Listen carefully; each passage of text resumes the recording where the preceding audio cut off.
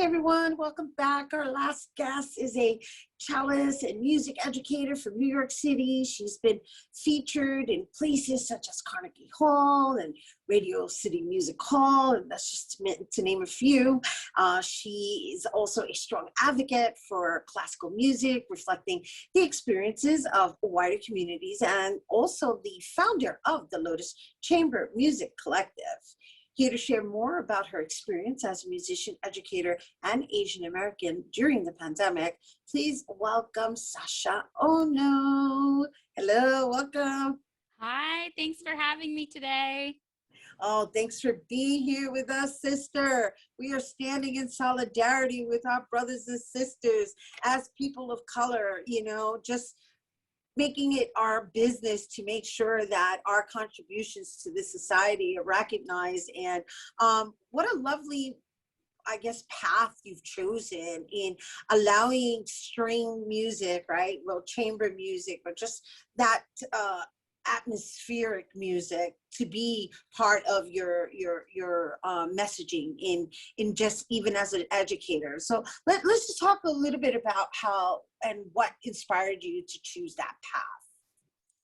Definitely. I think I first really fell in love with playing the cello when I was in fourth grade in my public school. I was so lucky enough to go to a school that offered instrumental music for all students. And I just couldn't stop playing. The minute I started playing the cello, that was kind of it for me.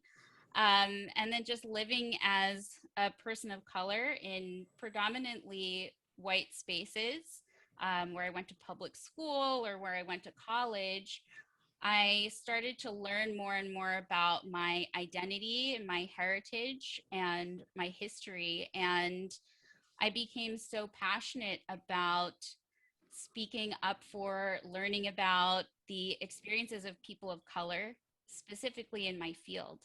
Right. And yeah, and through that, I learned so much about these brilliant women, these brilliant people of color who were writing music and have been writing music, making music for so long, and who just weren't performed or recognized for their incredible talent. So that's how I got here today.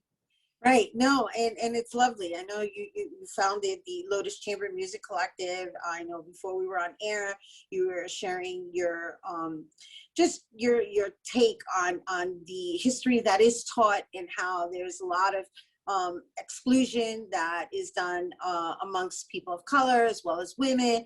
Obviously, we're celebrating Women's History Month. I love that your Lotus Chamber Music Collective, it consists of a multicultural group.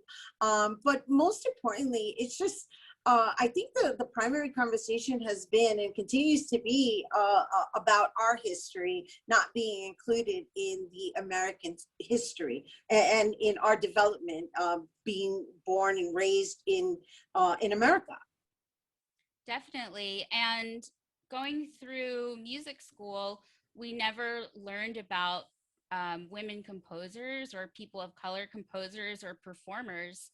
And I was honestly quite surprised to find out about so many people who contributed so much to American music, American history, and classical music history, who, I didn't find out about until I was in my mid 20s. And yeah.